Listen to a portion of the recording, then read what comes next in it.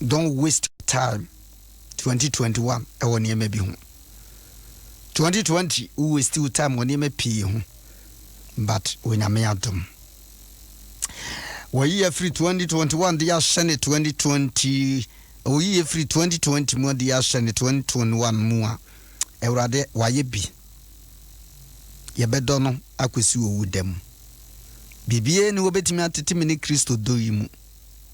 But na me pese ye hwade ketua bi wa ha. Ukuada de ya na masesem kakra. Apostle Paul na otufo. Ode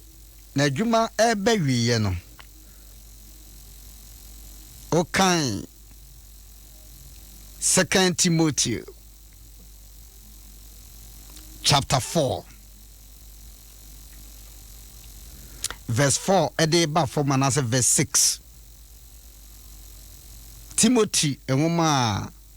etosu mienu nenjiche mu a eye enai.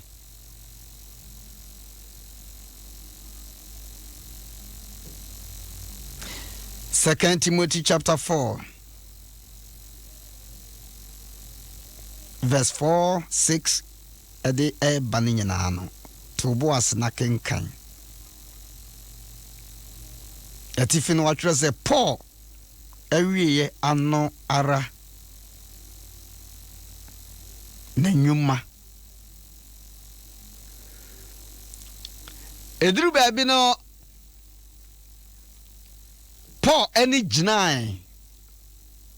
adofo titiri no mu a na omo eben no na omo ne omo ye adwuma. Na Paul ene adofo no bibi kasa ejube boss meni look na wa ha mon kan tre mark se wo mra ne mani agina no o kan ya se masuma na medwuma fo no emu bi ekọ efiso but obasa ba oba ya mo fa me batakali ami jan wo efiso no mfa ma no mreme oniado ayo oniado ho hia o enipa bebre duru ba bia tina na make as ma grace nsema no woka no ase menin ne hia ha wona woni wa shaase no ani wona wo abeduru pempense obi no aya menye ungrateful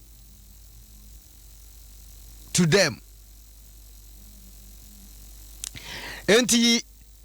efutia no waka ho nsem nyina no ewiase abrabo na ye kwa ye ba no akwansidie ewo ho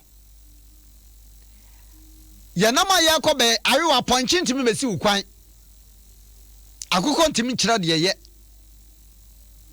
otwe ade kokuo wontimi mama kira o se ene di body ampesi bare nipa betimi esi ukwan akwansidie bia wa brabom no efe nipa so bonsam pe ene okọhyen wowom ni otimi de kwadada Adam ne ne yire wa bra ne ma pa bi anyame de ahya nyame wonye mistake da anyame ngogana waye po waye bibia to ansa na wobo nipa so that ye may frustrated in life body menkan akutuo epe wotwen kontromfi ni nyina nyame ye ansa na wobo nipa ana wode bibia hye nipa ansa se wo de wankasa toto enima no kura din ti satam say no senka awewa ye bia eyanke bia mefre no okay wo de menka na me de tumi ahye nipa ansa wanfa bibia anka me ye ba kwansidie bebre wa brabomu a wotra se dwuro ho a wonte ase sometimes wotumi be say who am I mene hwan ade akure bone be bisa David bisa aye na dan for Jonathan say Jonathan enti me boni pa ne say boni be pa na maye anu nti no o papa pem ye kumi etu bibia wotimi trase a adwuma ma wo de wa ye di woni no wotimi bisa say enti boni be pa na maye aso me boni ne say sa me ye papa me boni ne say sa me ku me ho ama adwuma me boni ne say nanso ne nyina mo no mpasa me ka kire wo se de wono so wotu na ni asi wo so no se ebia ne nyame na ama ho kwan se de Goliath tu na ni si Israel for so nyina no ne nyame or prepare David na David na muhwem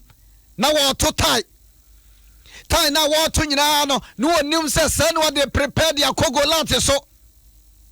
ayiwa ena me no pa ne wo dem ha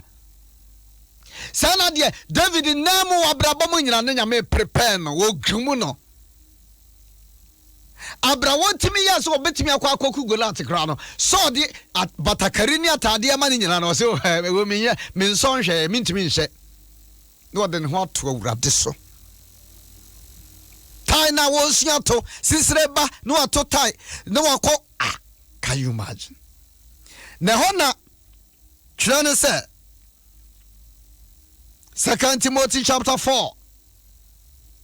Gemina verse 14 Alessandra Kobri dumfo no aya me boni pi Awurade entua no ka waya me boni pi wosi me kwan bebre watete me na won pesa makomanim na won pesa de pebia betimi aba me wodi me bone na de metimi aka ne se Awurade entua ne ka a New Testament o de wo bidi ya watete wo e frustrate wo abrabom no on fa ne ho ni samane ma Awurade enti me betra menta mompa ye me kumo hela me twa oti he de wo so wo twa ni tinade chi wo besa hia no se nyame nkum na wo ntimi nkum no Kobri dumfo no Alexander waya me bani bebre Awurade entua ne ka de 2020 waya wo bani no onfa ne ho ni Awurade entua ne ka so nyame so obetua ne ka nyame na metua ne ko wo se Paul ka san ka bia menku no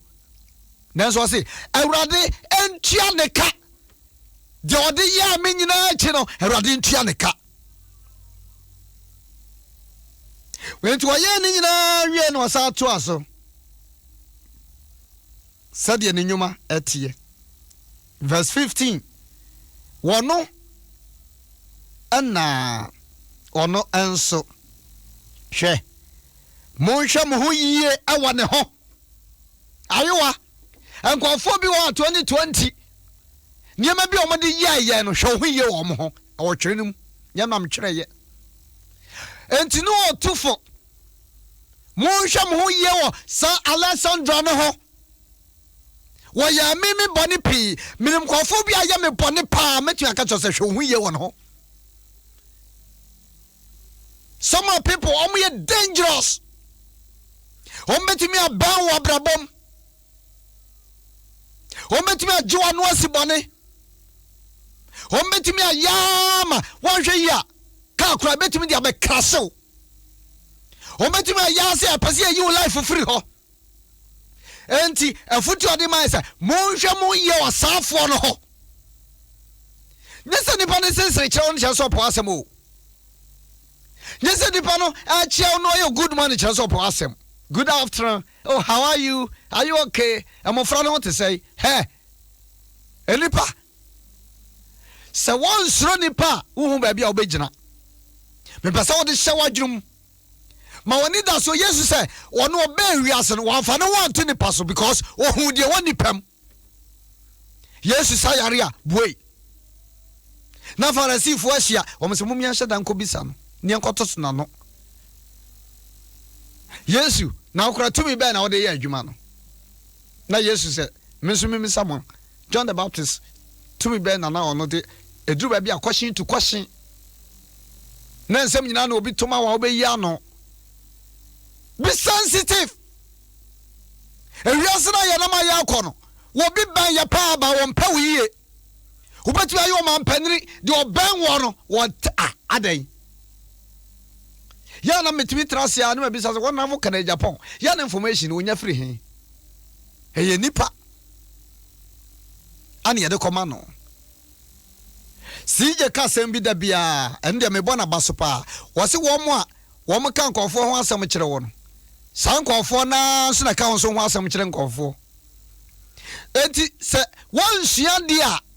won hwa ube wu premature death me sesi amenam me yere ne madamfo ya nipa betumi aya niema bia won hwe ya won hwe ube wu premature death enti o chofo ne se Alexander ni subanti no monhwe mo ye won ho wo ye dangerous wo si me kwai wo tete me aniema bebre ho wo mama nuru ba bia me pesa me ko enti monhwe mo ye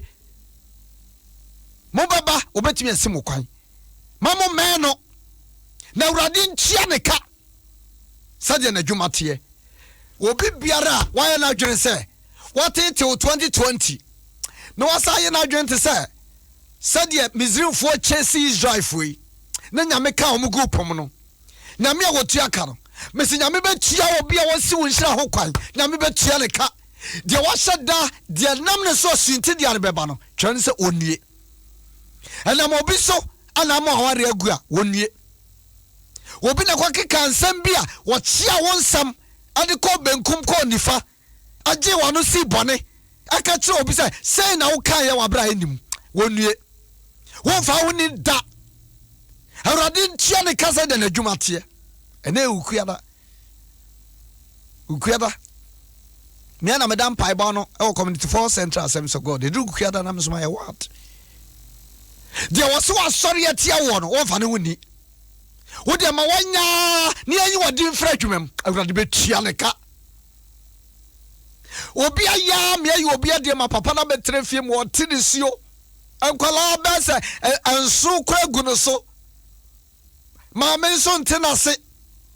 yayi ma men so wadi abetre fie ene ma nyina agija wo kobo ho amane wo ko benkuma ne apono wo ko nifa ne apono wona na ka ne na fufu nyina me se bro ben wa nkoko ben e bro ben wa wo pa ya fa bro na wo ya nkoko na be free ba bia ba na wo de e bro no eni wo nchen ya ana wo be unse se ekoko bia men sana brabotie o se sika wo ho na bi fro di ni amount guy name big name. Oh, big man. Oh, director. Oh, ha! Be careful. 2020. Don't take things for granted. 2020.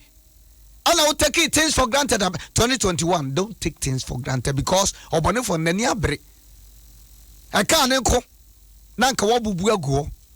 I can't enko. Nanka wanya accident. I can't enko. Near you a dear friend jumem. I can't enko. Nanka wudi enim guasiato but when nyame twene na eka muhwe mu ye wa Alexandra ho kobri dumfo no waya smart waya me boni bebre entumi sumatumi aka cho se enkofo bia me sumatumi ahia kokom na aka cho se hwe ho ye e wo saafo no efisa omo di bia yame Adom 106.3 ela wutie baby am call to ya 2 Timothy chapter 4 verse 14 hwana esi ukwan hosa ba ma bi ba so be ware o di obesi ne so no di o ka kire no no ene ma be ma na sanechi awan ware o hunum so bi ba sen ko fa wadwuma na de odi ho nkomo kire no no saafo no na hwa ye wo mo ho ebinum ye dangerous. It could be pastor, it could be elder, it could be deacon, it could be family member. Sabushi apani no hwa ye wo ho because on kasam pa bia mfa ho and by this time baby wodru abrabom no ka wokọ nanso wo hyakire no wo hyehye wo se awurade ntua ne ka sade na dwuma tie akofi ebia na nya ba bia nya me de wo kokora nya sempa nanso wanhwe yi a kobre domfo bi wo ho a wo hyasie no opiapia wiodom wo betumi asame ya yimi afiri ha ba wo yimi firi amabrabo enka akiri de nya me de adua me mu no me adon fia se bia me firi ha Onyankopon na wo fra me ma abotaye na me nya kwadwofo awon se jai dwuma wo ya no na be ye madwuma fa hye wadwunum ema wo ba mu e wo bibia ho da menim ebia na wo su de nipa bi di yaw safa wom abusia na wom adwuma na wom community awo enipa pese wo ya no blackmail you but me pese me catch ra wo say ma me san ko also ai chiame ho na nyom no me fan to as so wo twene wo nyawe a el shaddai so wo twene nyame a wo ma me nia me pe sa nyame be ma wo de wo pe menya wadwe se wo betimi aso ni penyina ani enyo obia na beje watum me meti ai me ntimi ka say the whole Ghana all over the world enyo obia na be masem obi okro teme ni kra wo chiri meta me naso metafu nyame say go na tag papa arade jakopo anano pa me bompa ye Jamati from Pimpimo Tia and the Ompont Tia. Sarah Shaw 2021. What the else saying Mudia? Who are the Pabe Maya? Rather Shaw 1 the war famania is soon Yahoo, the Nipa, Tino. The same or Tuna Nira Benkumwa. When you need us, rather. Pa bona se boa o ma aso ho nyunyam ma o menum pempe so wo rade pesa o de wodu akwanside bebre ho wo na atwintwa ya na mu de ka ne nko dwumade a wo de ahye ya nsa ne ya ntimi afofile anwie eh safo ya sama wo munyina ma ko bridum follow rade ntua wo ka saje wo dwumate dwuma boni ne akwanside biara wo de ba sori atia me S.K Appiagyei wo de ba sori atia ayewa wo de ba sori atia promise what about sorry at ya? I'm crank crab. There is nothing. I don't know.